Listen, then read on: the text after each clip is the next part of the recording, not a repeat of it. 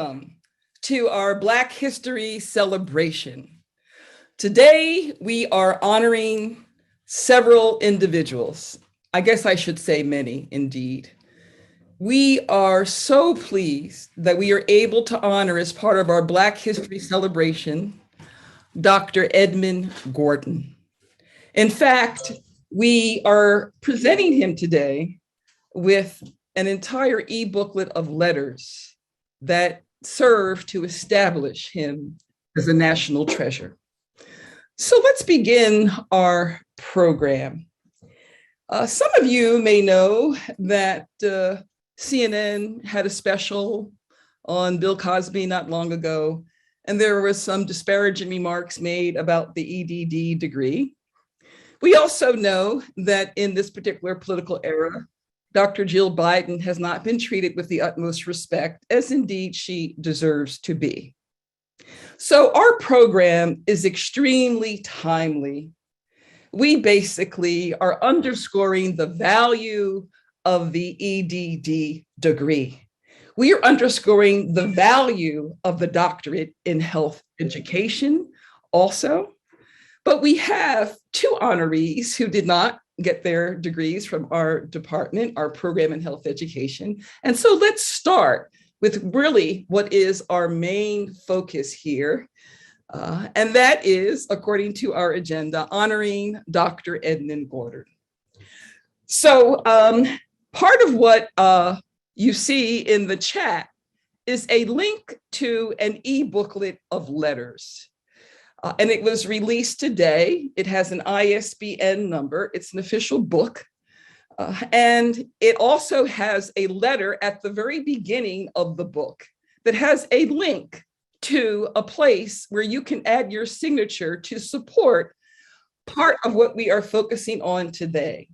And that is a plan so that we can move toward having an Edmund Gordon Tower, or potentially, if we're able to locate a large donor, or if the trustees are able to locate a large donor or the college, then there might be a hyphenated name.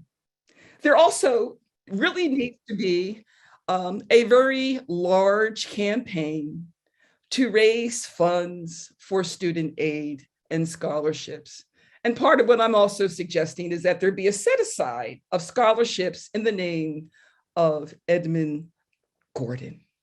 So part of what we want to do is really extend an open invitation to everyone who is listening, that if you have expertise in fundraising of the kind, or you may have contact with large donors who value the importance of there being a building on our campus that bears the name of our national treasure, Edmund Gordon, please contact me, because we would be delighted to move forward and to take action in that regard. So let me officially present Dr. Gordon so that he may see this e-booklet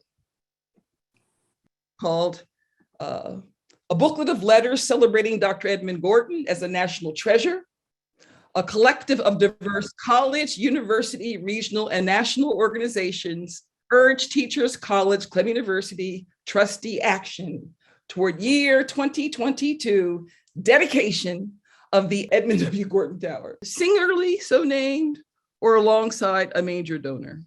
So what do we see in this particular book? We see the link, the letter, that's inviting everyone on this program to be a signatory on this letter.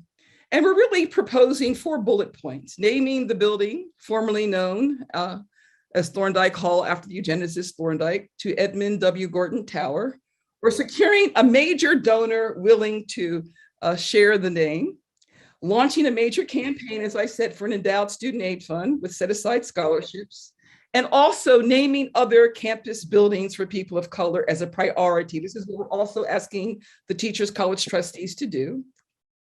In addition, we would like to see an increase in the visible representation of people of color, really held as a priority going forward. Okay, so with that introduction to the book and all of the letters of support and solidarity. You can see that we have letters from the Black Alumni Council, Columbia Law School, the School of Nursing, the American Psychological Association, the National Academy of Education, and on and on and on. So please spread the word about this particular e-booklet. And what we're going to do is we will have remarks from Dr. Gordon at the end of our program. Let's introduce our honoree, Professor Edmund Gordon. Good evening, friends. Thank you very much for tuning in to hear this interestingly important event. I certainly appreciate the fact that I'm being honored in it, but we are also honoring the Doctor of Education degree. Let me expand that to professional degrees: Doctors of Medicine, Doctor of Law, Doctor of Engineering, Doctor of Social Work, any area of professional study as compared to, let's call it research or knowledge production study. I don't remember exactly when the EDD originated. I think it was in the 20th century rather than the 19th, but I know that it came into being as a credential parallel to the PhD. And we have traditionally thought of the PhD as a degree that marks an original contribution of knowledge, as a research degree, as a culmination of an effort at the production of knowledge. And as the older degree, it has had a reputation for being superior to the professional degrees, the doctorates that are offered in an area of specialized application of knowledge as opposed to the production of knowledge. I should say application and interpretation. Excellent. I doubt that we're going to be able to get too far away from the impact of history, and that is the thinking of the PhD hierarchically as a higher order degree than the EDD. But let's think about it from another perspective. Some of you know that I had the good fortune of hanging out with the distinguished Dr. E.B. Du Bois for a number of years. Du Bois had a PhD from Harvard, no less. He had aspired to get a degree from one of the German universities because in the end of the 19th century and that period, Germany was thought of as the home of scholarship, and a degree from a German university was, one of the highest academic honors you could get. Some of us think that it was the early signs of racism in Germany that expressed itself so violently by the 1920s and 30s under Hitler that prevented Du Bois from getting his degree. In one of my commentaries, I say he had to settle, Du Bois had to settle on a degree from Harvard. But in the course of my years with him, Du Bois made a distinction in knowledge. He talked about knowledge production the importance of knowing, but he wanted to give equal importance to the responsibility for doing, for applying, for taking action. I remember one of his evening chats, he was making the observation that those of us who know also have a responsibility for understanding.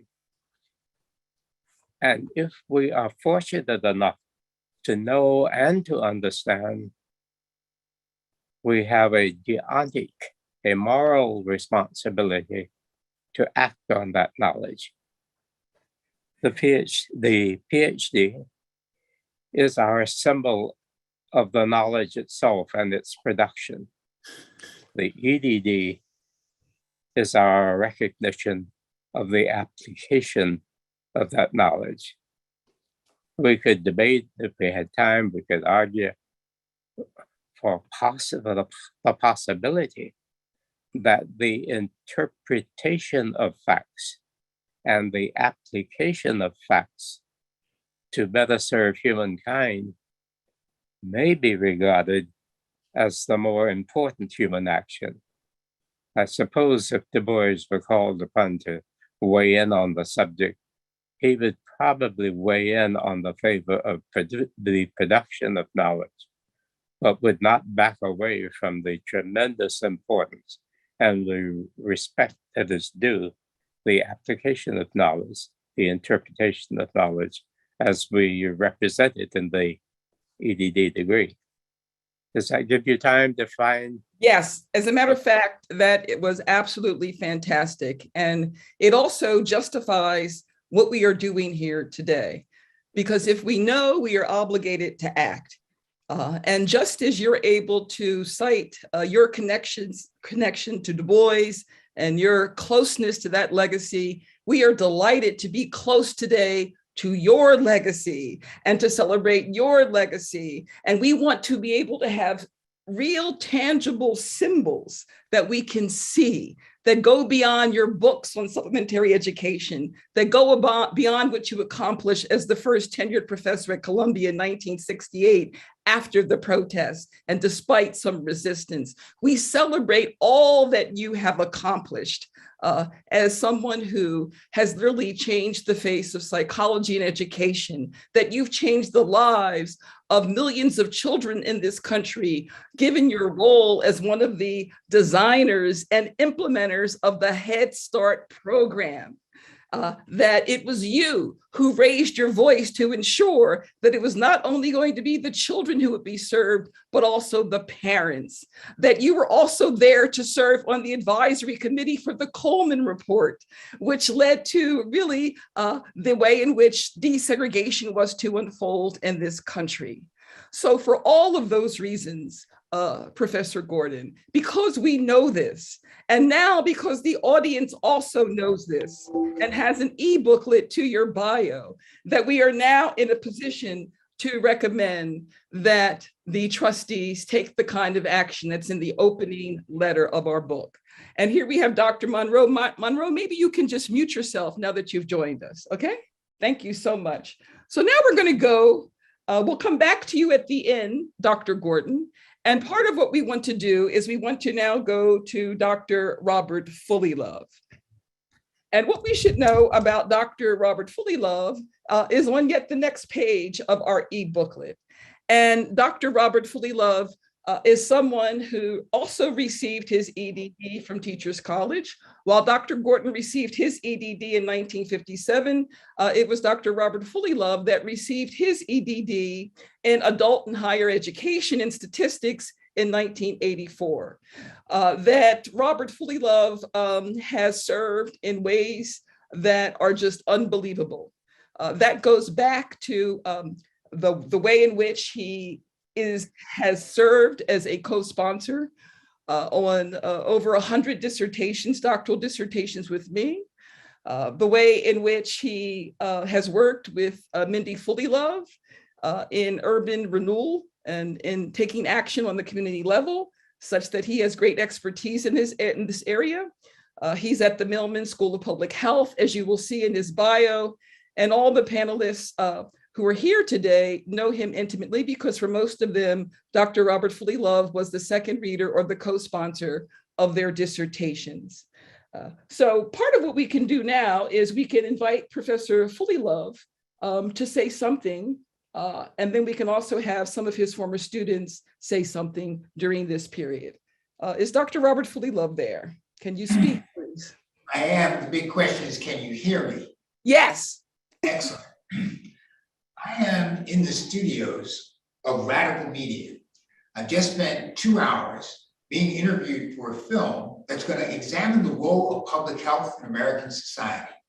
2 hours where I got to talk a great deal about what it's meant to be a public health educator, where my Ed.D has had a substantial impact on the quality of the work that I do, and where maybe the most important for me, significant and lasting impact is how much I've done in teaching in prisons in the state of New York since 2010.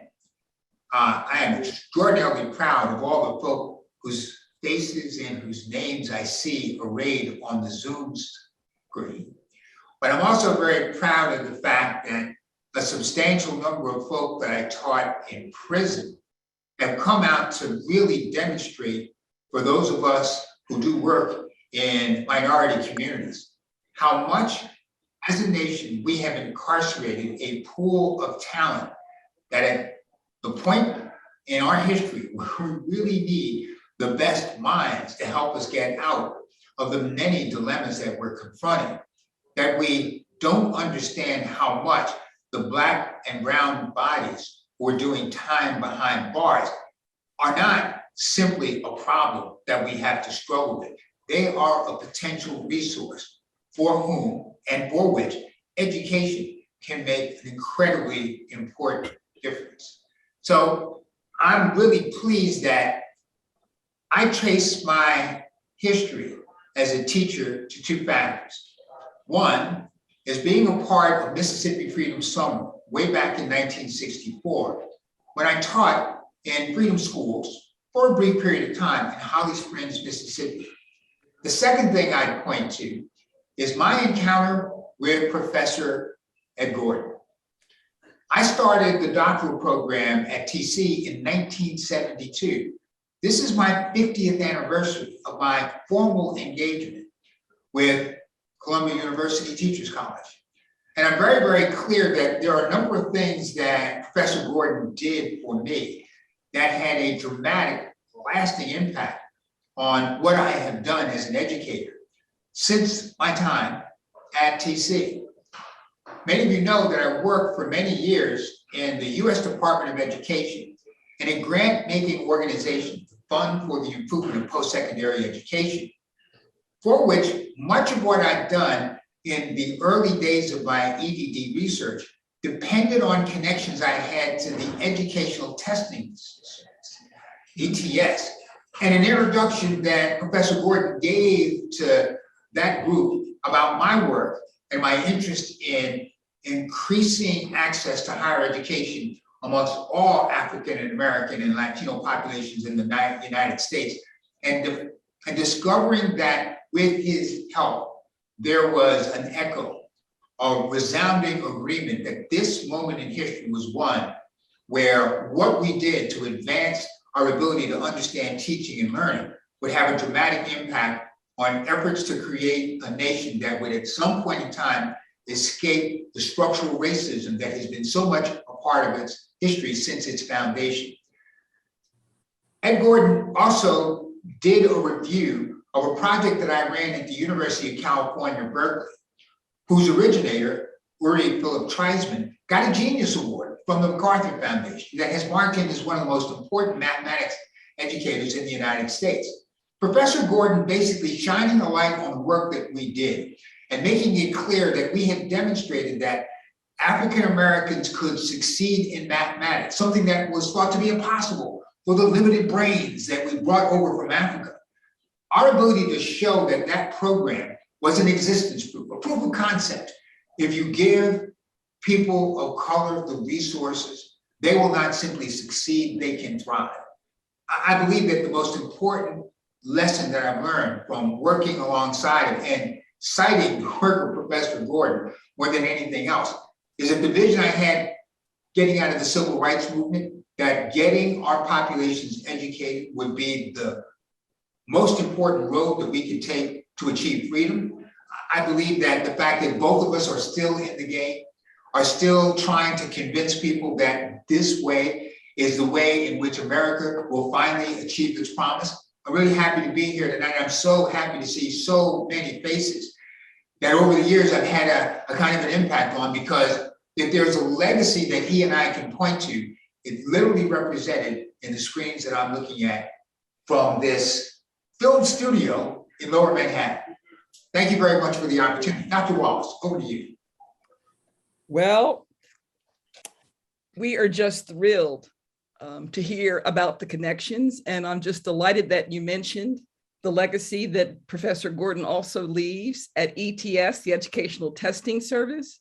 And it's just wonderful to hear history that we may not know regarding how he assisted you and the role that he played. And it inspires all of us. It basically lets us know that that's what it is all about, that none of us are to sit back on our laurels, that we are to extend a hand to the next generation, to those who are the up and coming, and to assist them in every way possible. And so that's what you have shared with us through this really beautiful story.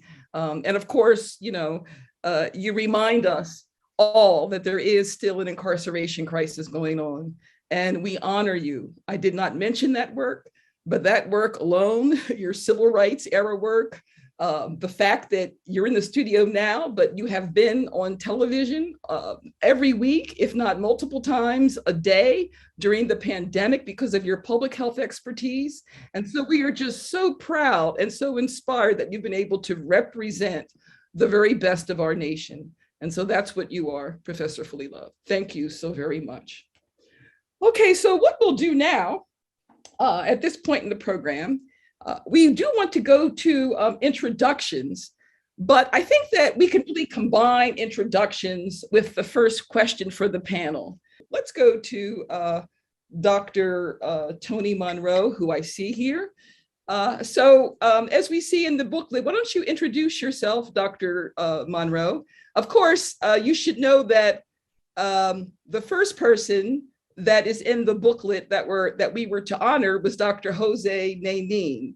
However, Dr. Jose Nainin could not be here with us, but he's also allowing us to have some Latinx representation in our program. And you should know that the research group on disparities in health has really graduated an extremely diverse set of students, and that I'm going to promise to do a program, a Latinx program for all of my graduates. And I'm on a mission right now to increase the number of Latinas in our program, and we've admitted a number of them. We have a couple of Latinos also. So please assist me also in that recruitment, the effort that I am engaged in. Okay, so let's begin with Dr. Anthony Monroe, who's from the class of '07, who is president of the Bureau of Manhattan Community College, who's someone who has led hospitals as their president, who then went on after he also had attained his doctorate, as his career expanded with his doctorate in health education. He also has been the president of community colleges. This is now, I believe, his third presidency of a community college.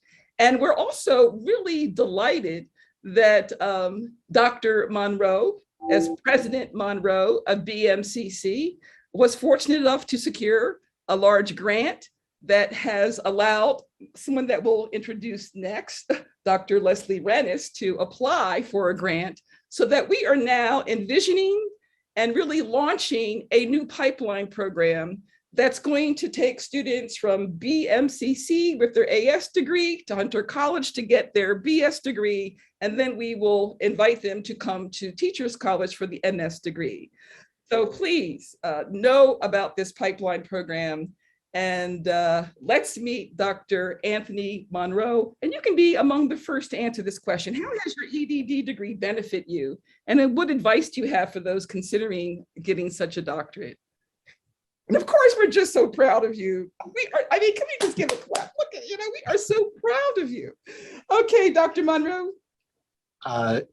Dr. Wallace, as I've told you over the years, anything for you, because you have done so much for so many, and it is because of you that I sit here today with this EDD credential, which has been of significant value. And to you, Dr. Fullilove, thank you for being on my doctoral dissertation. I remember the day standing in the hallway and just, you know, sweating it out, and you all, you know, you did me well. And I thank each and every one of you for supporting the efforts to rightfully name Thorndike Hall after the good Dr. Gordon.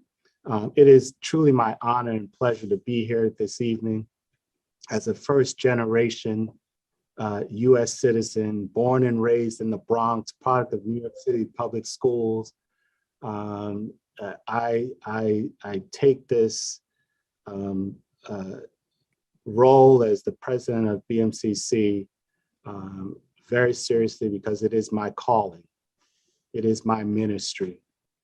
And I firmly believe that my 20 plus years of experience in very complex healthcare organizations has prepared me well, in addition to my MPH from Columbia University and my EDD in health education from Teachers College, to sit here today as the president of BMCC in my home city, making a difference. And one of the first conversations I had when I joined BMCC almost 2 years ago was with my department chair, Dr. Leslie Rennis. She's my boss, y'all. I also hold a faculty position, and she graciously allowed me to be in her department. And one of the first conversations we had was focused on how do we get more Black and Brown students involved, engaged in health education as a profession, and how do we create pipeline and pathway programs that will take them all the way to Teachers College and beyond. I believe very firmly that this EDD credential has opened up doors. It has provided me with the tools necessary to not only do research, but to be in the room, not just at the table, but to be in the room to make the policy discussions and decisions and changes necessary to better serve our communities. And I can go on and on about how that has manifested. But most importantly, on a personal level, it has allowed me to be that role model to my 2 young sons and to so many others that are my mentees, my proteges, my community members, my compatriots, that you too can do this. And you too have an obligation to do this. And whatever this is, get your education, get it from the best institution that you can, and I believe that's Teachers College, and then do the work in the communities to make the difference in the lives of many. So thank you, Dr. Wallace, and thank you for embracing me and welcoming me into your family. It's been nothing but pure joy. Well, I'm thinking that since we have you, maybe we'll just have you also say anything about, are there any obstacles that you had or challenges to overcome, and how did you cope? Yes, because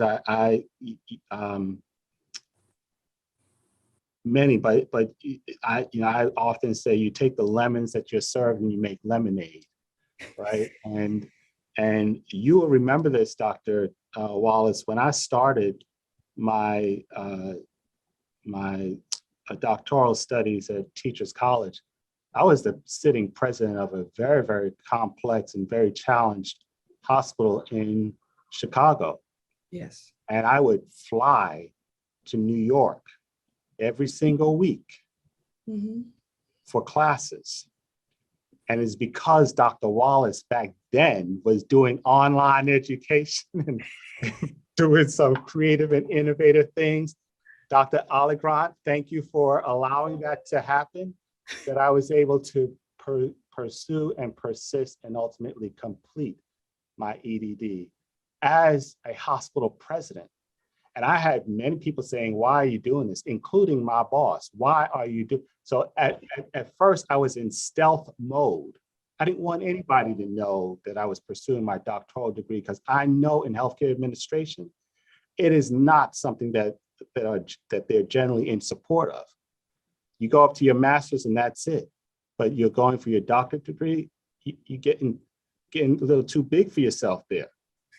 So it came with some sacrifices, and those sacrifices were well worth it, because they were an investment not only in my future, but in the future of my children, and also in the future of the communities that I had the honor to serve. Wonderful. So for continuity, why don't we go to Dr. Harris Hollingsworth? Are you there?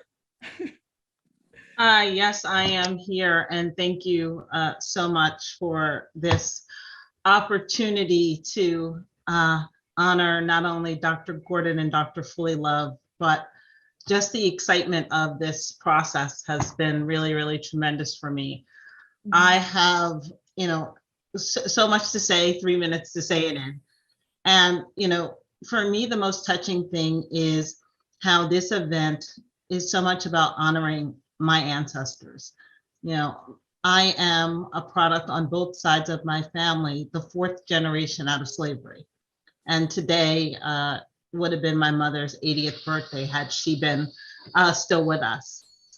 And among these first, things that were provided were the opportunity to have that first graduate degree in my family, to be among a group of first gens, to be at Teachers College and to have that honor. And, as I sit with this degree as the Vice President for Social Determinants of Health at New Jersey's largest healthcare system, and with, associate professor titles, I know that the EDD led the way for this, but what was exceptionally critical was that it created a pathway that I didn't know existed, by not only having those ancestors that pushed me into education, but also the individuals who were able to both share my life contextual experience to let me know that this is something that was even possible. It is really amazing to walk into an integrated environment and to see you can do this, and you're not the only one that's doing this. There are students that represent your experience. There are faculty that represent your experience. And so in terms of advancing my career, it absolutely reinforced the capacity of I can. I was in a position where I was told effectively, you can't lead unless you have a terminal degree.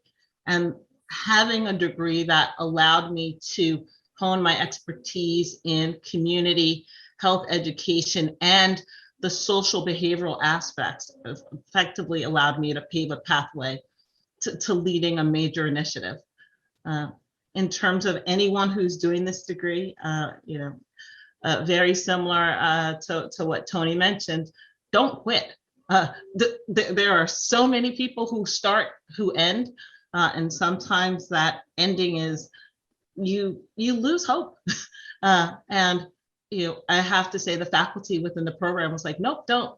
Like, nope, we're going to catch you. No, we're going to keep you moving forward. And there's so much that can be done with this degree. As Dr. Gordon and others have said, you may start in one place, but the skills and expertise you have will absolutely carry you forward. So I know that my life is better for this. Super short story. I almost missed my first day of class because I told Dr. Wallace I was getting married on my first day of class. And she was like, well, come after you get married. Like, I don't understand why the wedding has to take like the whole day, like after class, like come get married. And, that was a sign of someone's commitment and advancement to move me forward. So Dr. Wallace, thank you very much for pushing me forward for all the times. I completed both my master's and my doctorate at TC. There's a question in terms of losing hope. I didn't lose hope because of the degree. I lost hope because life got busy. And Dr. Wallace and Dr. Fullilove and Dr. Allegrante and Dr. Bash and others reminded me that life is going to keep happening and that you need to move forward through it and complete your degree because tomorrow is still going to come. And so I took that as core to life, and tomorrow kept coming. I've been a long time associated with TC, and I'm glad I finished. Wonderful. And so while we have you, let's get to that third question, which is obstacles, challenges. How did you cope? I would say that it was my biggest obstacle was knowing what to do with the EDD. I knew that it was, the right advanced degree for me. It gave me both the research capacity as well as the practicality of being able to engage, but I didn't know what to do with it. Like, okay, great. Like, what job do you look for? That took a bit to figure out. In my case, I am in hospital administration. I run a division, but really knowing I would say figuring that out was really helpful. And did I want to be a professor or did I want to be an administrator? And what I found out was that you can actually do both. So that's the answer to that. What do you do with it? You do a lot, you end up doing a lot more, but I would say that was the biggest obstacle.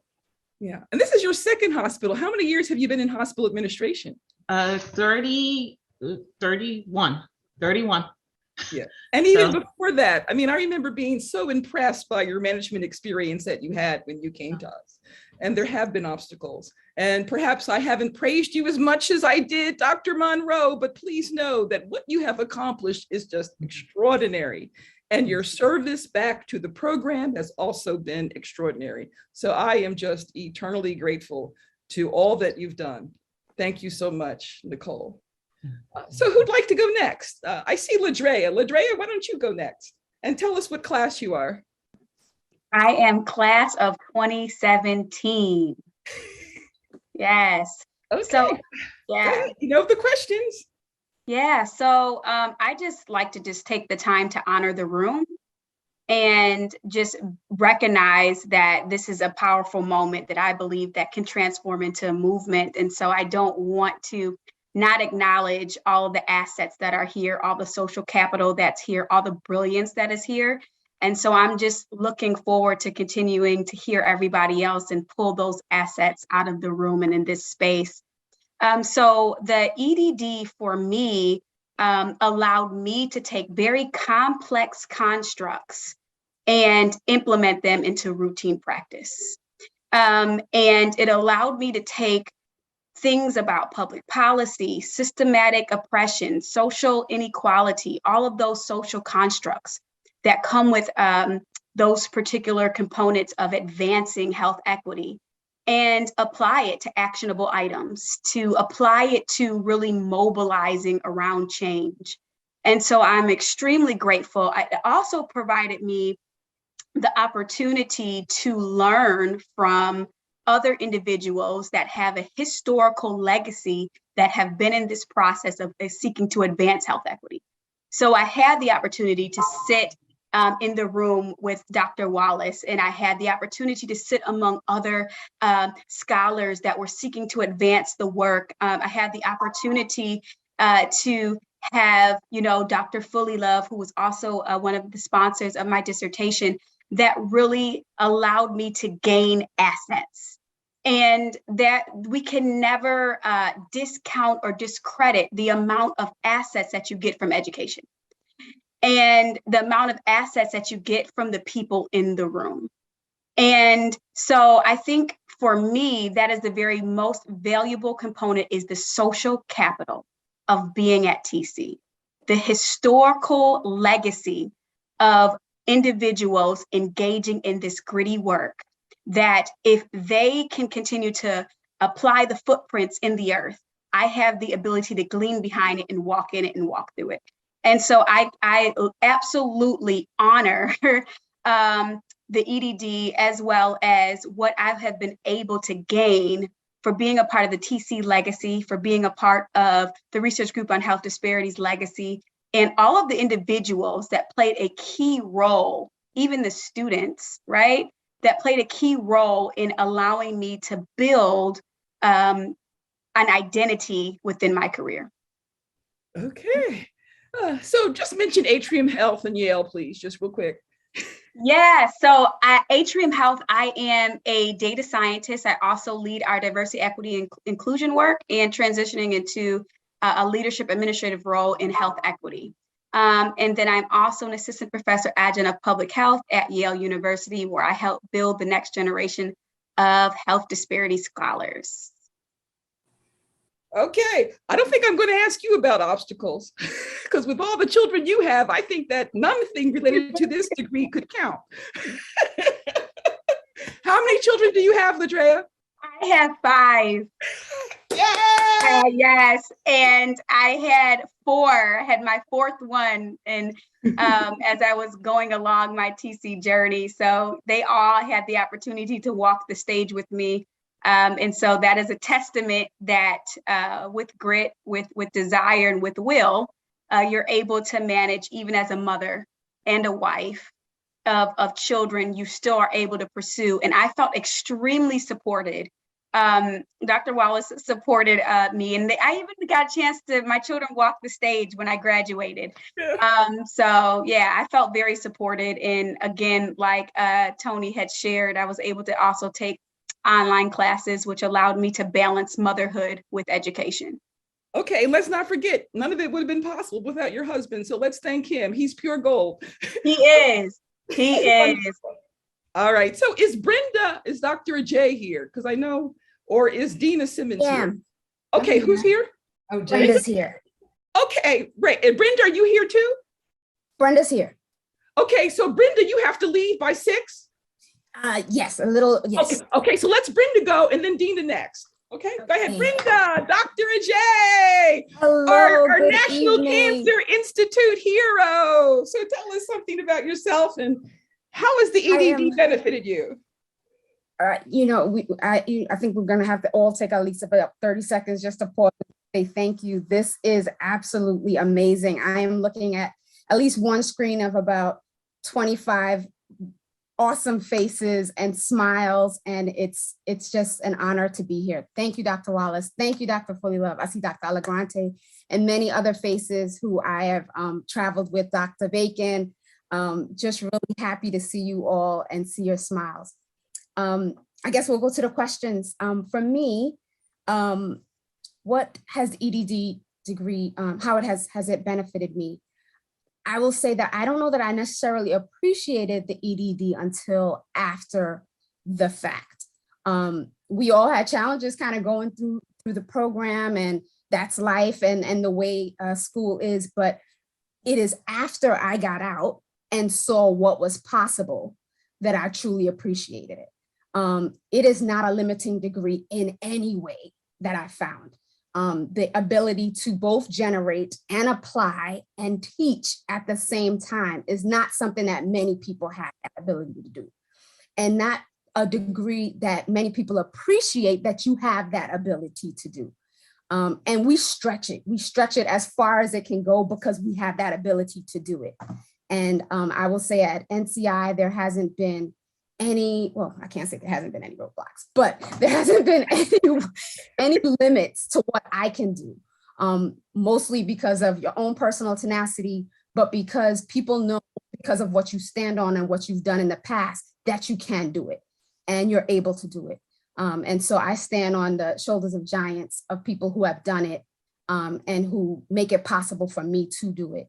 At NCI, I think, and in many of our careers, we see that this is a very important time in terms of addressing and calling out systemic racism and naming it, and asking people to acknowledge it as well. And this EDD also allows me, in a place where we didn't say that word, disparities, and that was it. And then we started moving towards equity, and that was it. And now we're saying racism. And now we're able to put these words in funding opportunity announcements. We're able to put these words in strategic plans. We're able to, and it's not only about just let's get an equity council together. People are holding people accountable. And again, I think the EDD allows me to not only think about the scientific opportunities, but think about training, mentoring, education, outreach, and all of these different things that are just folded within this beautiful degree that is the EDD. In terms of obstacles, I would say that, not everybody knows what the EDD is. And again, because you stand on what you've done. And then people will say, oh, okay, there is no real difference. And I'm like, you tell me what is different from the PhD. What can that PhD student or professional do that I can't? And again, we just managed to continue to stretch the roles, and people respect what you do because you do it and you do it right. So I will tell a funny story because I think that, Dr. Wallace forced me into cancer. I am a cancer survivor, but she made me realize that cancer was my place. I came in wanting to do maternal and child health, and I was like, I'm going to go back to Ghana and deal with the maternal and child health issues there. And she said, wait, aren't you working on a cancer grant? Don't you have cancer data? Are you trying to get out of here? And I was like, yes, and yes. And thank you to you and to Dr. Fullilove for helping me to get out and to get started. And I have never been so happy about the road that I have been on because of that. And I've applied it in many different places, and all of these stories have benefited me. And I have told many students, are you trying to get out? All right, so we're not trying to do our life's work in this time period right here. You can do that after you get out. So thank you. It's been great to talk to you guys, and I'll let someone else go. Okay, wait, but Dr. Ajay, I just want to acknowledge that for the people who were invited today, you're the only one who was a witness to our first dissertation boot camp in the fishbowl. Yes. And of course, we share some private jokey memories from that experience. So we are, and of course, we've honored you at at one of the annual health disparities conferences. I got to meet your parents, and so give them my gratitude that they brought you into this world. And thank your son for coming also. Absolutely, thank you. Okay. All right, so let's go to Dina, unless there's someone else who's got to leave like as an urgent thing. Okay, but I think let's go to Dina. Dr. Simmons, Dr. Simmons. Hello. Yay, the Bronx, yay, the Bronx. Oh, BX all day. You know me, I'm coming through like BX all day. So first of all, Dr. Wallace, I think we need to honor you, because when I was at TC, you were the only tenured Black professor. And so that is history in the making. You are history in the making, but that also is information. Mm-hmm. And it's up to us to change that in these types of institutions. So for me, when I applied to the EDD, I thought I was gonna do, maternal and, health, just like you, Dr. Ajay, and left doing my research on bullying. And I remember sitting with Dr. Wallace, and I wanted to do like a very specific thing. And she's like, girl, you better broaden that. Wait until you leave before you do this type of research, because you don't want to pigeonhole yourself. And so I do appreciate that data. But the first thing I want to say too is that the EDD has allowed me to move in spaces with the type of respect that is necessary. I want to say that I didn't need the EDD to do what I'm doing. However, the way what our society values is what made the EDD useful, in the sense that I will say to everyone here that you are enough with or without the EDD. That's what I will say.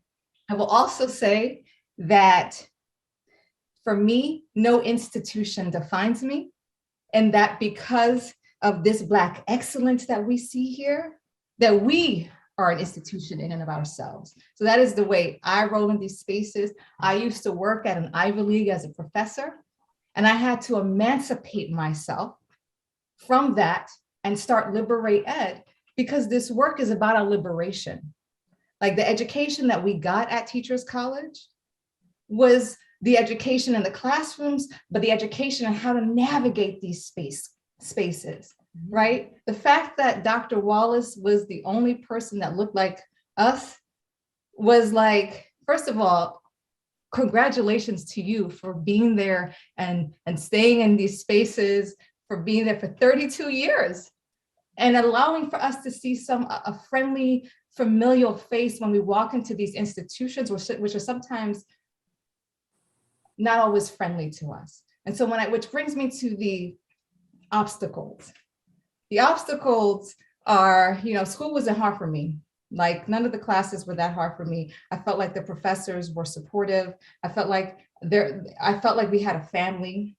I found community. I created my own cohort there, right?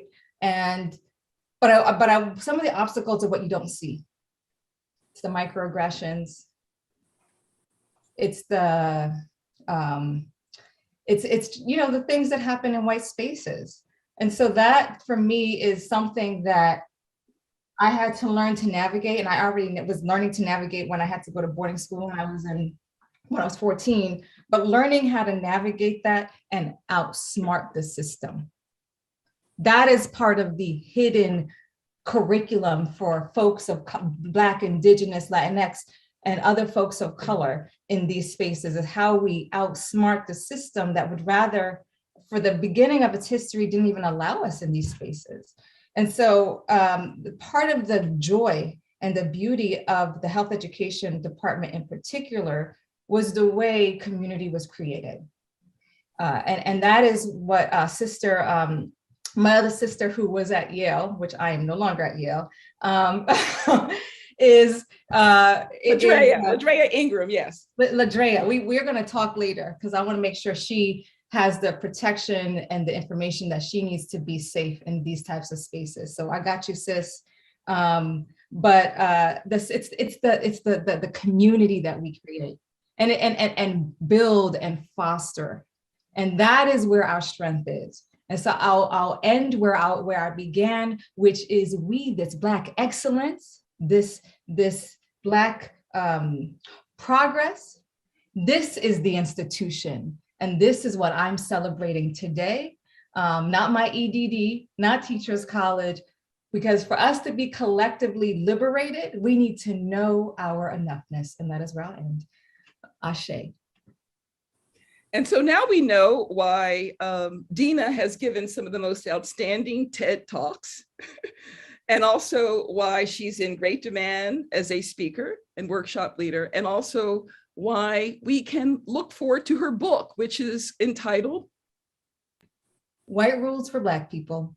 It is entitled White Rules for Black, all the rules that it's sort of like some of what you learn when you're in academia. It's about everything I learned on my journey to get to where I am, the rules that I followed, all I lost and all I gained in the process. So I'll look out for that 2023. Wonderful, wonderful. And I immediately think of Annette Johnson. Is Annette Johnson here? Mm-hmm. Annette Johnson was a late addition, but we'll see if she's able to join us. Okay, because the reason why I thought of Annette Johnson is because it's because of Annette Johnson that I was recruited, because she was on the recruitment committee and had a very strong voice urging that there be greater diversity among the faculty. So that's why I'm here, Annette Johnson. And of course, we should say Professor Legrante, who listened and accepted what she was saying. Okay, so now let's go to yet someone else. Who'd like to go next? Does anyone have to leave? Okay, so let's see. Okay, well, I see you, Vincent. Let's go to you. Vincent Jones. Hi, everyone. Such a pleasure to. It's actually our most recent graduate. I didn't include anyone from 20 or from 21 or 20. Yeah, go ahead. Yes, Dr. Jones. Wow, it's such a pleasure to be here, everyone. Well, the EDD from Teachers College has equipped me to pursue my lifelong dream of becoming a tenure track professor.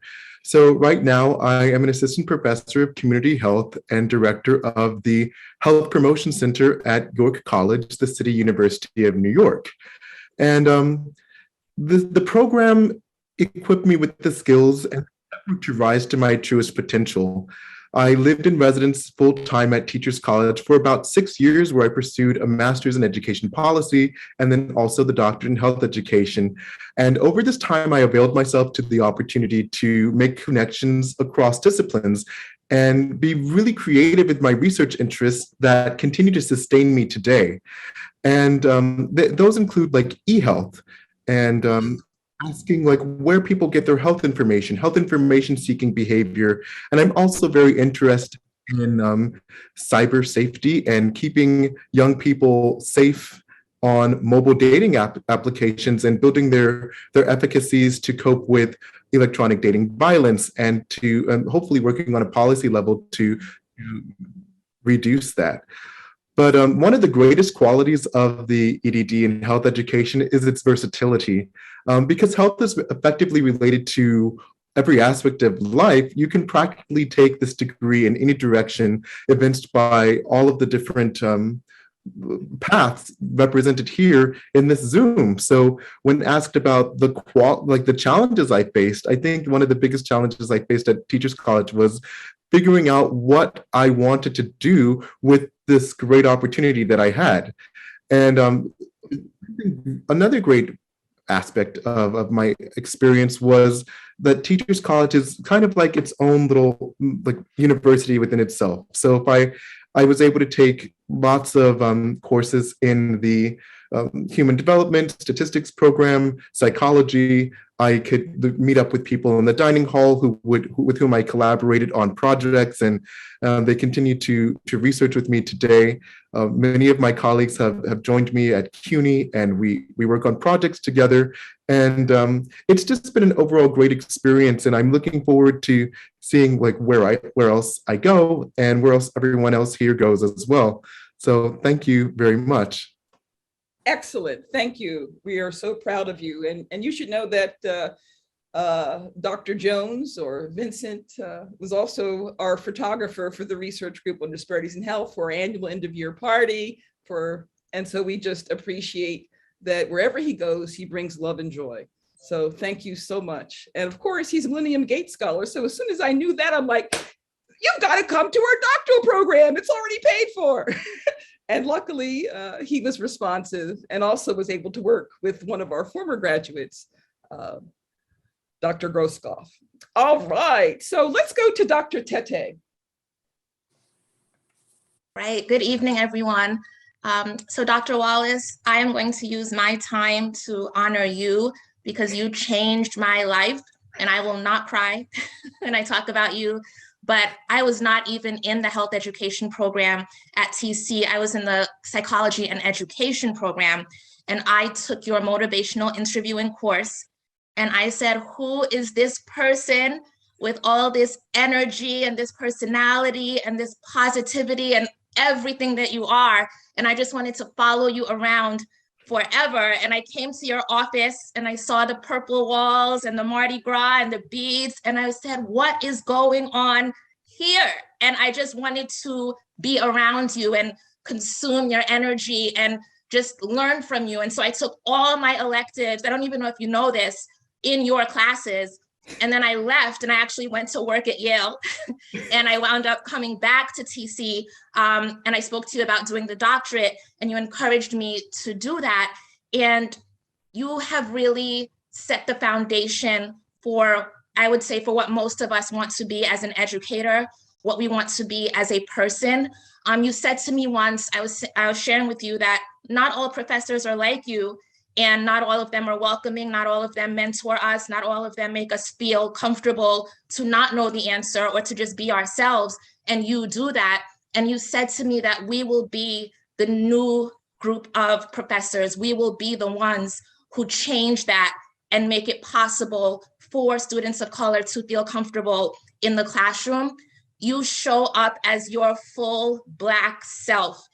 And it is so important for us to have seen that and to know that that is possible. I appreciate you so much, and everything that has been said about the EDD is true. But on top of that, Teachers College EDD would not be what it is without you. And so we all know to stay calm, centered, and balanced because of you. We know that we can do anything, and the confidence and swagger that the graduates of this program have is because of you and all that you poured into us. And so we are your legacy. And I hope that you walk in total pride, knowing that so many lives have been changed as a result of all the work that you have done. So thank you. Okay, well, I love you. And you know, the one more thing you got to do for me now, girl. Okay, we won't mention it here. We'll mention it. So I have been threatened that I have to have a child. I'm not allowed to tell Dr. Wallace any accomplishments that I have outside of having a child. Until I have one, I cannot share anything else with her. So that is the threat that has been given. And the child will be named Barbara. Right, no, name her Ohima Ajiriwa, okay? Name her Ajiriwa. Any event, let me just say that you have accomplished so much, that you are at William Patterson training math MPH students. Okay, somebody has to mute themselves. But you, Dr. Ted, are training the MPH students. You, Dr. Ted, are at New York Presbyterian in terms of having created a faith-based cardiology program, which is extremely popular and has people nationally seeking you out. So you have done so much work that we are just so incredibly proud of you. Okay, so who's gonna go next? Let's go to Dr. Bond. Kiosha. Hello, everyone, and thank you, Dr. Wallace, for inviting me to be here. And thank you for everything, really. And I say that because with the first question about like how has the ED really affected you in your life, and for me, it provided me access to do the work that I want to do and to shape my own career. And I think I've seen this and just hearing from everybody else, that seems to be resonant among everyone who's been in this program and anyone who's been in your dissertation boot camp. They can handle anything in this world. But really, I really have to say that it's placed me, currently, I'm a tenure track professor at CUNY School of Medicine at City College. I'm an early career, I'm about to not be an early career investigator because I'm about to receive notice of my first R grant and funding. And so, and I can only say that's because of the experience in this program. And really, honestly, it was Dr. Wallace who was like, do you want to do this? And I was like, yes, I want to study, Black women in prep, and I want to understand what they're experiencing and how they feel about this. And she was like, okay, we could do this. And then I was like, but how are we going to tell them what it is? Because nobody knows what it is. She was like, oh, here comes eHealth. And that's basically been my whole career since I graduated. And all the funding that I receive has been based off of that. And so, one of the things is that don't let, any small obstacle make you feel like you have to stop. There's always a way. And there's, and I hope, and in my career and in my position now as a professor, that I'm providing my students with the same guidance and embracing their authenticity that you did for all of us while we were here, and you valued us and you valued our thoughts. And honestly, when you're a person who is not a traditional student, meaning that you have to work full time and you go to school, a lot of times people tell you, you can't do this, you can't be in this field. And honestly, I occupy spaces where I'm in places where people who were traditional students, they went straight through school, they didn't have to work, they just studied, and that's it. And I had to balance life, and everyone here had to balance life. And I'm there, I'm in these same spaces, I'm doing the same work. And even Dr. Wallace, when it came to a point, I think like what the biggest obstacle I had was trying to prioritize my goals with my present barriers. I think, and Dr. Wallace, kind of like just me being nosy and following what she did, I found out about a pre-doctoral program, and it was like, it's time for me to quit my job. And I got this fellowship, and NID, NDRI. NDRI, and there is a NIH funded fellowship, and that's what I did, and so it's just about like knowing that you don't have to fit in anybody mold. You could do what you want to do in this world. You could create your own career. And you don't have to follow their rules to be successful. And so when we talk about we occupy these white spaces, you don't have to follow their rules. You could be yourself in all these spaces, and you're going to be successful at anything that you do. So I thank you for everything and for giving me that opportunity. And I really wouldn't be here and doing this work if it wasn't for you and saying yes to me being in the program. So I need a more elaborate bio, because you have great honor. You're one of the top health disparities researchers in the nation. You've been acknowledged as such, and how that could not be in your bio, I just don't know. I don't know. I sometimes forget. Yeah, I did when I was under 40, I was one of which was not that far long ago, but I was one of the under 40 top health disparity health leaders in minority health. I was honored on a national level. And like I said, that's really because of the work that I started doing as a doctoral student at TC. And in my program there, and my dissertation really is still creating more work and more research, and it's still being able, not just to research, but blessing the community with the stuff that I did from here. So I'm grateful. Yes, and you filled your child quota, so we're very happy for you. And Dr. Dunstan, it's okay if you haven't filled your child quota. Come on, we want to hear from you now. Dr. Dunstan. Good evening. Thank you so much. I'm really honored to be here. And I think, Dr. Wallace, I can say I filled my child quota. I have a 2-year-old daughter. I think I told you about her, but I'm also 8 months pregnant. You can't tell, but I will be expecting a second daughter in April. So we're really excited. And thanks for that reminder and push. But that's just a testament of the relationships that you build when you go to TC. I remember when I was researching programs and to go to graduate school, and I stumbled upon Dr. Wallace's bio on the TC website, and I was like, who is this lady? I need to contact her. I need to find out who she is. And I don't know if you remember all the emails that I sent you even before, and you just said apply, like just apply and come here. And I'm so glad that I did, because as many of the panelists said, a lot of times we don't get to see people in the spaces that we are or what we aspire to be. And I really believe if you see her, you can be her. And seeing Dr. Wallace and then seeing all of the other students, Black women in the program was so inspiring to me. And one thing about the program is that if you start, you will finish. They will make sure you finish. The support is unmatched in any program I've ever been in. No matter what's going on in your life, they will make a way for you. Like some others, I had a different trajectory of what I wanted to do with my dissertation.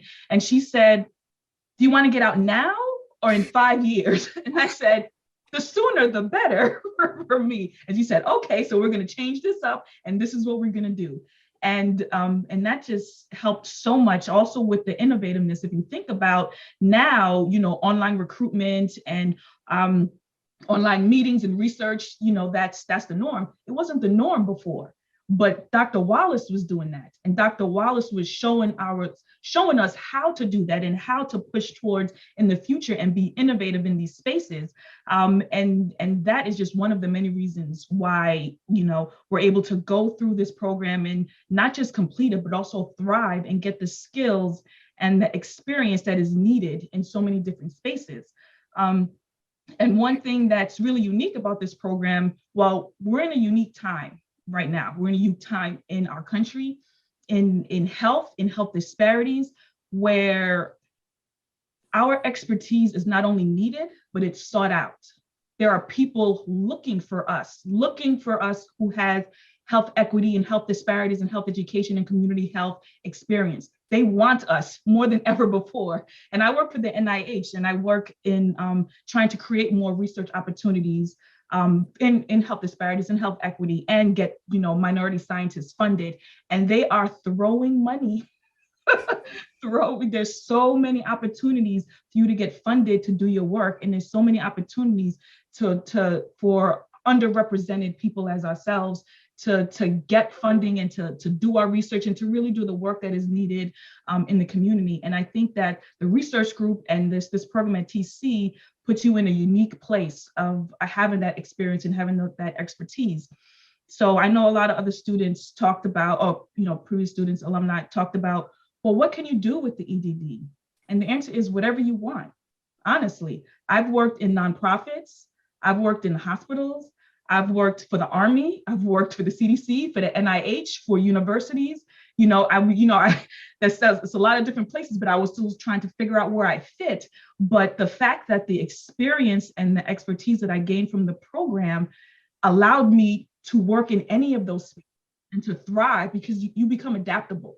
You become adaptable in wherever you need to be, and you can navigate those spaces in a way that other people don't have that experience.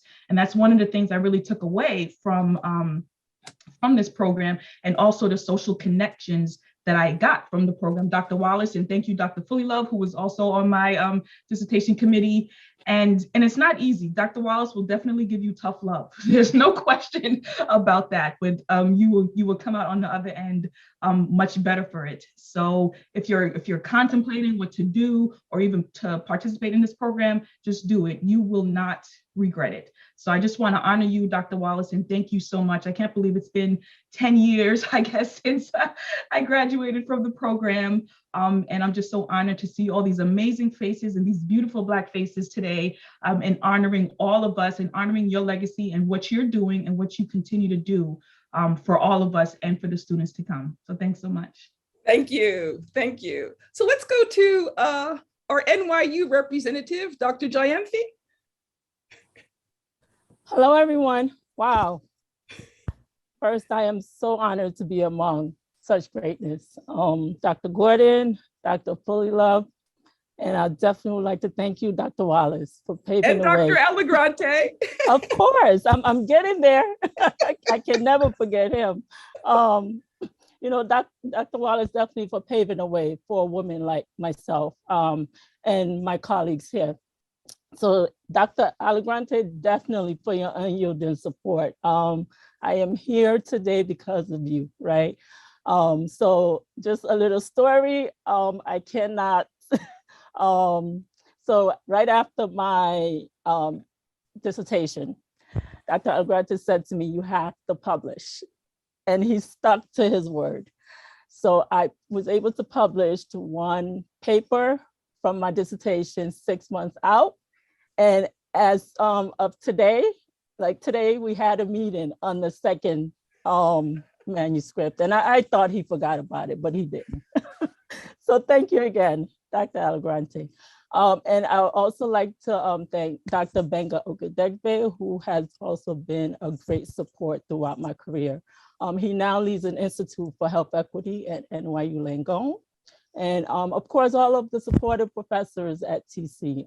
It takes a village. I am a native of Ghana, and we truly do believe that it takes a village to raise a child. And this experience has definitely been true of that statement, right? All right, so for me, the EDD has allowed me to continue to be a service to my community, right? As I continue on my research journey to contribute in the area of implementation science, right? Which is, the systematic uptake of evidence-based interventions in real world settings. So in public health, what we're struggling with now is trying to get interventions that work for minorities to be widely adopted. And of course, as we all here know, we experience quite a bit of barriers that limit us from getting these interventions to be able to properly care for ourselves and our families and our communities. So that area is interest of mine and have been what I focused on 3 years out of my dissertation. And I was fortunate enough to receive a diversity supplement to pursue research in that area of implementation science and hypertension control. Because we know hypertension is definitely causes many downstream effects, right? For many of us, you know, stress, due to stress, racial discrimination, you name it. So if we can curtail hypertension, then we're making leadway to controlling other illnesses. So yes, so I agree with everyone that the EDD is definitely a versatile degree. So prior to coming to TC, I had worked in many areas. So I had worked, well, with the government at the CDC. I had also done research, and I continue. And I think what sparked my interest in this degree was I was part of a research program, the TASH program in Ghana.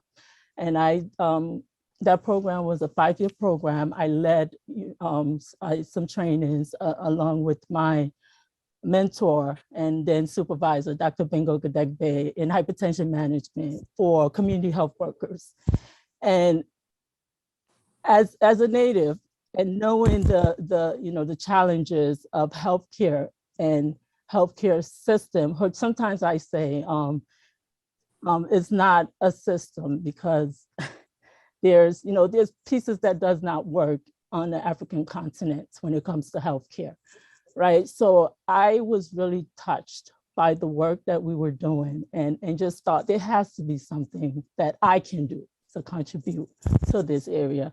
So then, on my return, I remember once, I was in Ghana every 6 months. So one trip while on the plane, I said to myself, all right, Joyce, you have your bachelor, you have your master's in epidemiology. What can I do to be a leader in this area in terms of advancing health education? So what I decided to do was to pursue the EDD degree when I got back. And since I've done that, it's opened quite a bit of doors in terms of being at the table, being able to contribute and advance health equity in that area. In that area of implementation science and hypertension management. And so definitely I recommend the EDD, right, for anyone looking to assume a leadership position. And it's definitely a flexible degree, versatile. And what else? Challenges, right? Yes. Quickly, shortly, briefly. All right, sorry. So yes, I must say that there are times that, being in research, being a Black woman in research, sometimes is yeah. Okay, take 2 minutes. Go ahead, tell us. All right, how you but overcome my approach with this, dealing with these situations is, I try to rise above the noise, right? Turning the negatives into positives and then letting, focusing on the contribution that I'm making to society to regroup myself and knowing that alone will speak for me. And whatever space that I do find myself, that, it's not by mistake that I belong, right? So that really helps to propel me forward, right? So the EDD has allowed me to be at the table to lead the health needs of my community. And it's not a mistake that you're here today. Of course, because you represent, true excellence. You represent hope for the health of Africans in places like Ghana and Nigeria. And you also represent what it means to have evolved into a true global health leader. So we celebrate you and we are so incredibly proud of you. And, we're delighted that Professor Alagrante was able to mentor you so very closely. So we cherish him and what he did for you, and also what he did for Dr. Ogidegbe. Of course, he is very grateful. That legacy is ever so important. And so we're very grateful for that. And so now let's go to Dr. Lassiter. Thank you all. And Dr. Santa Cruz, don't go away. I see you. Okay, I'm gonna try and fit you in. And so let's go to Dr. Shayna Lassiter, and we'll go to Dr. Annette Johnson next, and then Jillian Rose. Hi, everybody. Pardon me if I seem a little sleepy. I have fulfilled my child quota and done it in exceptional fashion. I think Barbara Wallace will attest. I have 2 children that I actually had on my own, so I am single Wonderful. mommy by my Yay! choice.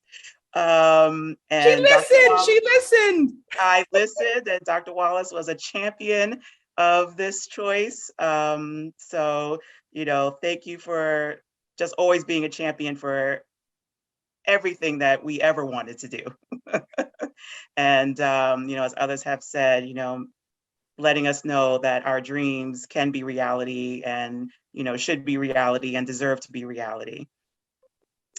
So the EDD. So, I've been thinking about this and, kind of what to add. So I, wanted to add the personal and the professional. So, starting with the professional, which will sort of lead to the personal. At the time that I was in the program, I was actually working at Columbia's dental school in diversity affairs. And so I was kind of steeped in higher education, but always with a diversity lens and more in health professions education. And, Dr. Wallace worked her magic, and we made a dissertation topic out of that where I could use really as part of my work, and, where I could complete a project that could also actually be helpful to the dental school.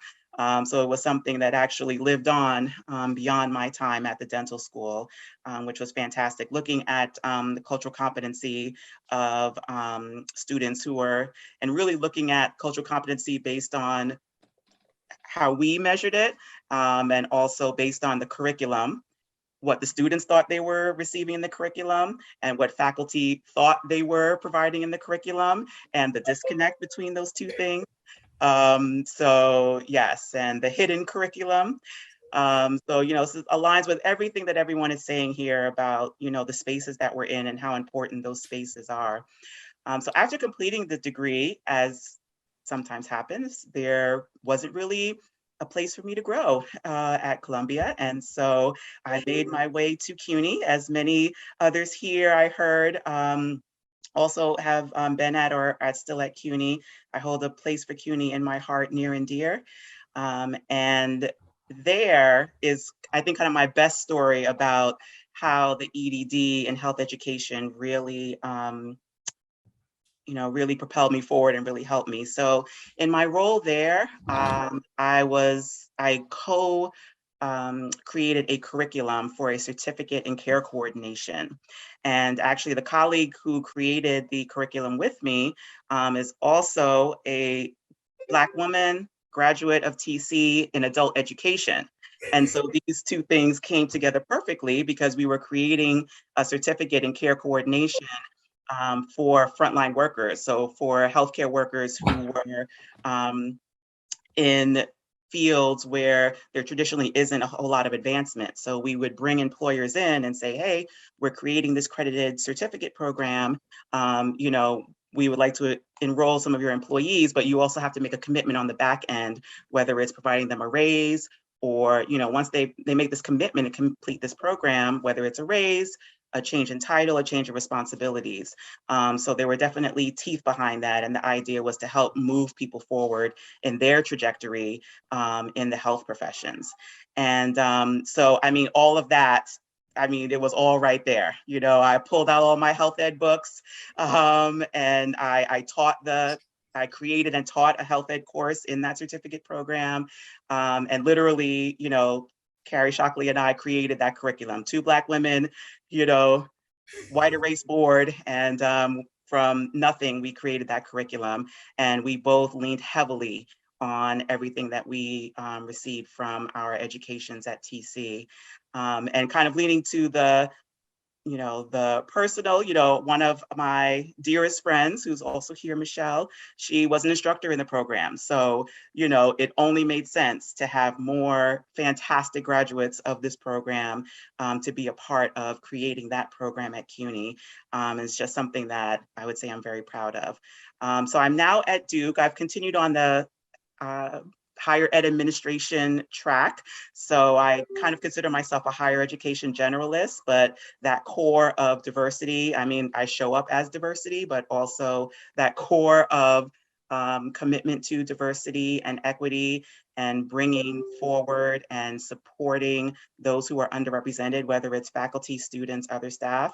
That's at the core of everything that I do, and something that was nurtured and that I learned I could keep loudly as the core of what I do as a student at TC and from Dr. Wallace. So that's my story.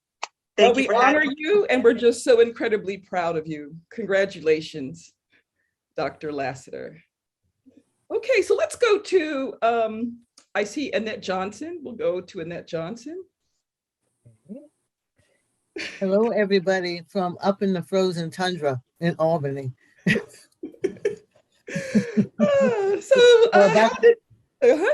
Well, first of all, I want to honor you and thank you for the role that you played on the recruitment committee that led to my hire. Yeah, okay. So, thank you so very much. So, briefly, because we're running a little out of time, tell us what is it that you're doing and how did it benefit you, this degree? Oh, well, it allowed me, once I got my EDD, I had been doing some part-time teaching at SUNY Albany, and it was kind of, I was considered an adjunct, whatever, professor. But afterwards, I not only attained the position there and was able to write my own curriculum and program for the courses that I was teaching in terms of Africana studies around health and education, but also to become a clinical associate professor over in the School of Public Health. Because it was considered a leg up to be doctor. And it allowed me to also within the community here to take the lead in doing things like developing programs for tutoring, to do the training, and also on various committees that dealt with dealing with racism, equity, to actually develop the programs and to sit on the Mayor's Council and also some of the Legislators' Council as a expert person, I'll just put it that way. Leading various groups, but in terms of conferences and putting together a series of curricula and training programs for people who are using them now to train trainers to do the work, to train tutors, but also within the university and in the community as a whole, to be seen as someone to go to head up committees. I've taken over the NAACP Education Committee, and I do that whole component here for the branch. And it's very interesting. I was in the bank today, and so I was talking to a young lady about something, and somebody came by and said, "Oh, hi, Dr. Johnson." She said, "Oh, you're a doctor." I said, "Yeah." And it was like, she had this expression on her face, like, "Oh my God, that's the most wonderful thing that I've ever seen." But it's within the community itself, being seen as someone who is an authority, who has the respect of people I never expected to have respect of, and to serve as a mentor for so many students and also young professionals who are themselves are going into doctoral programs on this level. So it's that's why we celebrate you today. I Yes. mean, it's just tremendous what you're doing. And it's a very, you came back in 2010, did a dissertation boot camp. And got it done. Yes. Got it done. And so we are just extraordinarily proud of how you were able to take this degree, enter academia, and have a whole second career. And it's just fabulous. Congratulations. Thank you. So let's go to Dr. Rose Smith. Hello, everyone. Hello, Dr. Wallace. I'm not going to repeat what everyone said, but I'll have to tell you a couple of stories. One, I thought Dr. Wallace was crazy. And I called my dad and I said, "This lady done lost her mind because there's no way I'm going to make it out of this program." My father sat outside of my apartment. He came down and he wondered what was going on because I was held up in my home office working on my dissertation. And after I called him in tears to say, Dad, this lady crazy. She just told me I'm not paying attention. And basically, girl, you dumb. Stop playing. Go back, look at it again, and you're going to get it done. And don't move until you get it done. And I listened and I stayed. He said, go take a, I said, Dad, I can't take a walk, Dad. My dad drove up from Hartford, Connecticut and sat in front of my home in Cambria Heights. Did not ring the doorbell, did not disturb me, but he was doing a wellness check because Dr. Wallace said I couldn't leave that room until I figured the statistics out and what I needed to do. I am a vice president of at Hospital for Special Surgery. We specialize in orthopedic and rheumatology medicine. I came to TC. I already had a master's in social work and a master's in public health, finishing up a master's in public health from Johns Hopkins University. And I wanted more money. So let me keep it 100 to everybody. I needed to get paid. I was not on that ramen noodles diet.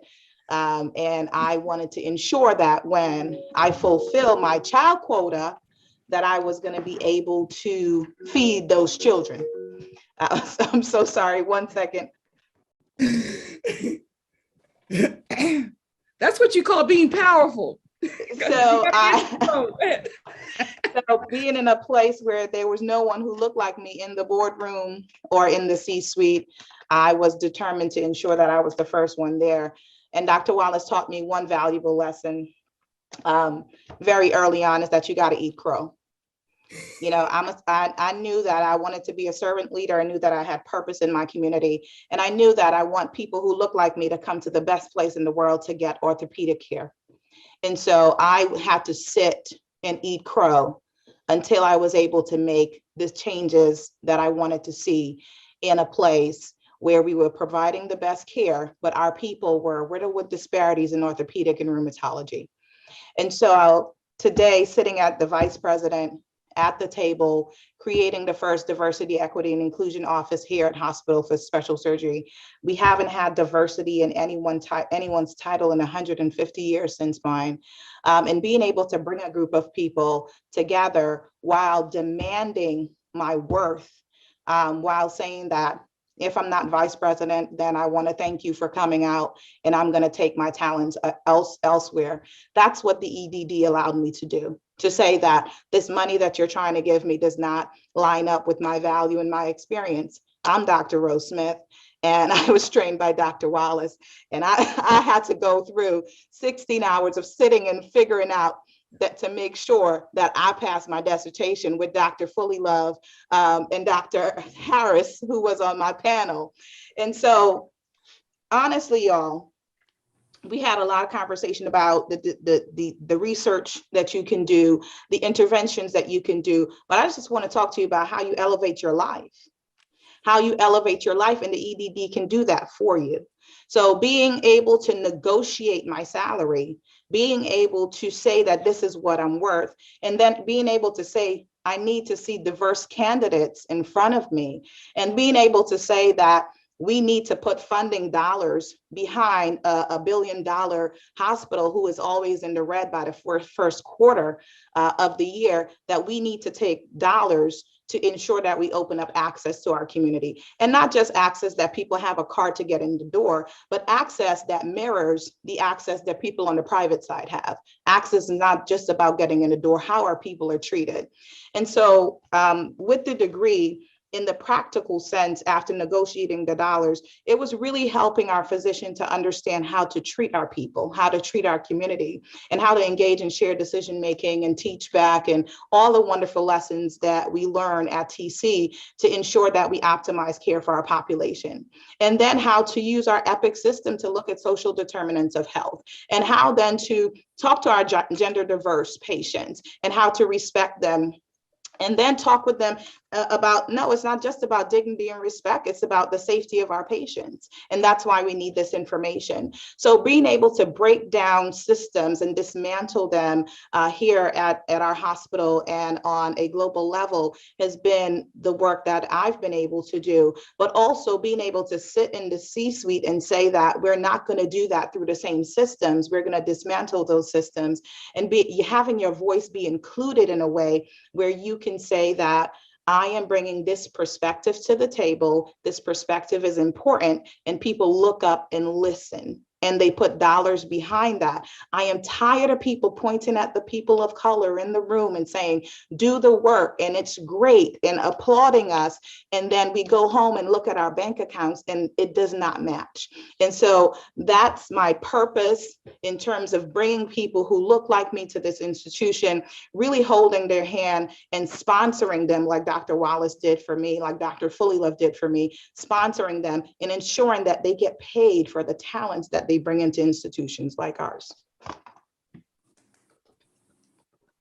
Well, now you know why Jillian is someone who I actually miss having fun with. Okay, so let's go to Leslie, Dr. Rennis Green.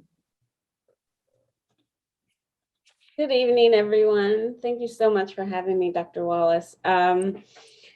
I will kind of back up what many have said, especially Ladrea, when you talked about what TC and the EDD program was social capital.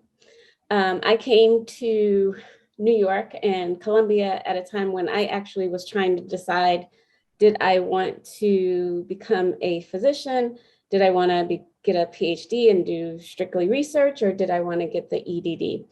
And I had the pleasure and honor to not only work with Dr. Wallace closely, but also Dr. Robert Fullilove and Dr. Mindy Fullilove, and also Dr. Charles Bash and Dr. Alagrante. And they all had an integral role and part to play in my decision to finish my education with an EDD. I decided that the EDD was what was best for me because I had absolutely no interest in doing research just for the sake of research and just for the sake of publishing without a connection to actual work in the community and communities of color. I wanted to be out in the community doing things that I knew immediately I could see the benefit and see that it was helping people of color. I also didn't have an interest of treating people who were already sick. I had a strong desire to help people of color prevent sickness and disease as much as possible. So it became very clear that the degree that was going to best help me to do that would be the EDD. And I think Sheba said that it's been a long time. She said 8 years. Well, it's been 20 years. So to be back here, it's kind of like a family reunion, and it's reminding me of how important that decision was for me. One of the main things that I learned, and I attribute this to Dr. Mindy Fullilove, when I was making the decision of which road that I was going to take, she asked me to think about not just the kind of academic training that I was going to get, but the kind of person that I was going to become. Because your training is going to not just dictate what job you have or what your profession is going to do. It's absolutely going to influence the kind of person that you're going to become. So I can thank Dr. Wallace and Dr. Mindy and Dr. Bob Fullilove and Dr. Elegante and Dr. Bash for helping me to grow up and become the woman that I am now, and to be able to dedicate my life to helping people of color live healthier lives. And I also want to thank Dr. Alagrante in particular, because it was because of him that I actually got into teaching. So if anyone knows me, I grew up an only child, very introverted, very quiet, and I was in a health psychology class. And at the time, my professor had a family emergency and she had to stop teaching. And they asked me to take over the class. So not only was I had never taught anything in my life before. but I also was teaching my peers. And this was 2-3 weeks into the semester. I was almost finished with the coursework. But Dr. Alagante gave me that opportunity and definitely influenced my desire to then go into teaching. So I want to thank you for that. And now you are a department chair at the Borough of Manhattan Community College. In fact, you are the chair for the president, Dr. Monroe. And together we're going to be working on this pipeline program. So we're looking forward to the BMCC stellar students who go to Hunter and eventually come to us. And of course, we'll be trying to eventually, after they get that MS degree, how about a doctorate? And so come full circle. Yes, exactly. Yeah, so I've come full circle now that I can expose my students to the opportunities that I had. So it's been pretty amazing. And I will say that I was the first person to actually get tenure in my department in 25 years. So oh my. Okay, well, now that you're department chair, hopefully that record will be crushed. Oh, it has already. Wonderful. Okay, so we have, we're going to go to Dot and then Odlum. Doddington? I guess the only thing I want to say, my story is a little bit different from everyone else's, but it's great to hear all of these stories, but my experience at TC was kind of different. And, but I just think you just got to have faith in God, keep persevering. And you got to have people like Dr. Wallace. I'll give a little credit to Dr. Bash, but the road is not easy. But I think that the main thing I take away from is to know your stats, know your value, know your worth. And that will kind of guide your trajectory moving forward. Okay. Well, Dot, as he likes to be called, Dr. Fullwood, is doing a postdoctoral fellowship in aging in Florida. And so we're just so incredibly proud of you as you continue to evolve into a researcher and a grant getter. And we wish you the very best of luck. And I thank your mother for encouraging you to participate in this. And we honor you. So please make sure she gets a copy of the e-booklet. Okay. So now let's go to Michelle Odlum. So it was wonderful tonight. I'm so honored and happy that Dr. Wallace, you of course recognized and honor us. And you know, it's not just this event. I mean, you reach out to me just randomly at times and send a quick note. How are you doing? And she always manages to find me when I'm in like the midst of a crisis. So I don't know what that's about, but I appreciate all the time she's helped me to talk me down from the ledge. It's wonderful to hear how far everyone has gotten so far. And I'm really encouraged, and I remain encouraged, because, you know, these are not the easiest spaces for us to be in. And I don't remember who said, oh, it was Nas Solo said that she turned around and took every course that Dr. Wallace taught. So I went to Mailman for my, so I went to Mailman first for my MPH, practically out of undergrad, you know. And after my first course with Dr. Fullilove, I signed up for every course he taught, followed him around everywhere until he started embarrassing me. I would walk into a seminar and he'd say, didn't you take this course already? I'm like, no, I didn't, okay? And so I get to DC and I do the same thing to Dr. Wallace. I take motivation interviewing the first semester and I was stuck on her, okay? So it's critical to have people that look like us in these places. But at the same time, remember, we're still only few. It is just as important. John Alagante as well, because he did so much for me at TC. He encouraged me so much. I don't think I ever had anyone encourage me more behind the research I wanted to do. He was always a side champion. And as much as you championed me, Dr. Wallace, and everything you did for me, I always can depend on John Alagante. And I kind of wish that in these spaces, in these difficult spaces, we talk about science, and one of the reasons I really want to be an interventionist is to really get in the community and really see to things that we can do to help each other. But it starts with understanding what's going on. You get the first grant, that's the first thing. Then you can potentially plan an intervention, and you need the next grant, and it's a process.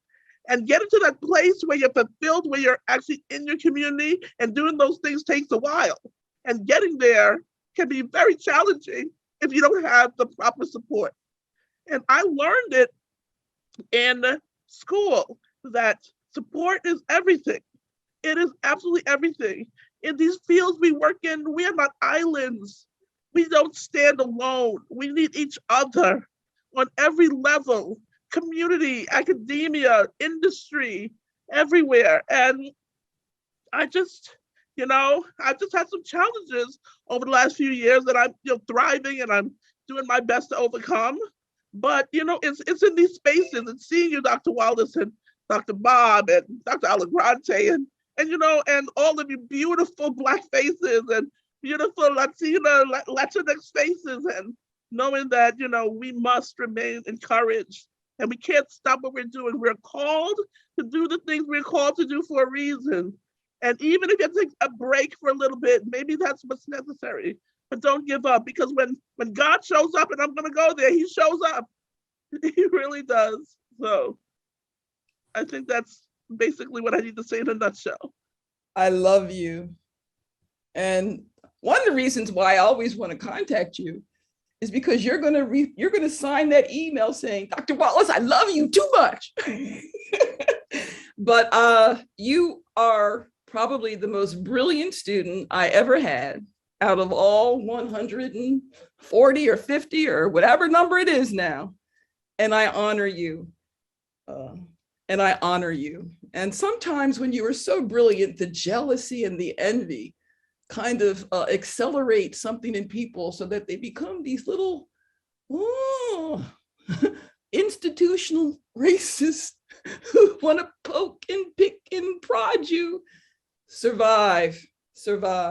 Thank you. And so now our very last person is Dr. Eric Santa Cruz.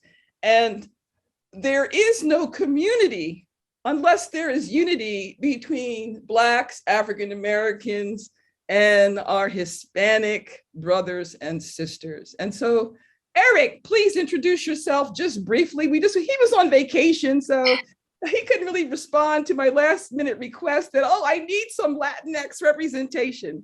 So say something, say hello. Hello, everyone. Greetings from Miami. I wasn't expecting to say anything tonight. I'm still kind of working here, but how did the Ed.D change my well, life? You know what? I'm going to answer for you because we don't have time. I'm going to say that at a very young age, imagine having your EDD and being so outstanding that you can then go on to get a doctorate in psychology. This is what we're looking at. Not only someone who's tan from a vacation, making us jealous, but somebody who has both a doctorate in health education and a doctorate in clinical psychology. And at the VA, your title is? I am the clinical psychologist of hospice and palliative care. I also do the psycho-oncology services, and I am the bereavement services coordinator. All right. And so we're going to go. We congratulate you. I'll get your bio eventually. I'll update this book. I believe that's everyone. So what I'd like to say now is I just want to thank you, Dr. Wallace. It's Donna. I just want to say thank you. Donna, I forgot you. Oh my God. It's okay. I can't see anything everyone hasn't said. Take your 2 minutes. It's okay. Go. It's okay. Who are you? No, this is Dr. Donna Bacon, who also is a 2021 honoree in terms of being an Alumni Award recipient. So tell us something about yourself, Donna. What are you doing? Wallace, all I want to say is this quickly, is I have goosebumps by sitting here, and I just want everyone to know that this is by design, Dr. Wallace. This is what you have created, to sit here amongst all these beautiful brown and Black faces and to see what you have thrown into the communities for us to make change and do what we do and affect others to make change. This is your design, and I thank you and I honor you for everything. And that is it. Quick. I was going through chemotherapy for breast cancer during my dissertation in that fishbowl. And I said, Dr. Wallace, I can't do it. I ain't got no hair. Right, Tony? Tony was there. I was pumped with chemo. I said, I can't do it. I can't do it. She said, oh, you're doing this. You're doing this. My father went into a coma. She said, nope, you're doing it. So I just want to say, I do that for my students who come to me broken and sick in the community college, and I push them the way you push me. And I have the same number of students around the corner during my office hours as you did. And I honor you for being who you were to me. You are my angel, and thank you. That's it. Thank you, thank you, thank you. Dr. Gordon, you get to close us out. Thank you very much. I'll be very brief.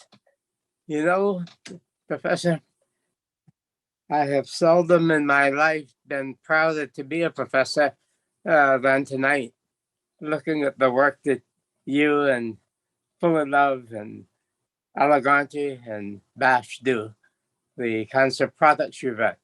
If I were ever to be returned to the deanship at TC, I think I would go out and personally raise the money to create the Du Bois Chair, to name you the Du Bois Professor, because Du Bois thought that we Black people who gain privilege have a responsibility to bring other people along with us. And that's what you're doing, dear friend. Thank you. Thank you. Thank you so much. We honor you. Okay, so I don't think Dr. Fullilove is with us. You just can't see me with H. Okay, go ahead, go ahead. Enjoy your 40 seconds, go ahead. I couldn't find the mute button. Professor Gordon, it's an honor to be here with you. Professor Wallace, this has been a tribute to you. I am someone who is honored to simply been present to hear all the praises that have been heaped on the work that you've done to make TC one of the most important institutions for people of color who are seeking to do the job in education and seeking to do the job to make sure that our communities benefit from all the work that we're in a position to do. Honored to be with you. Thank you so much.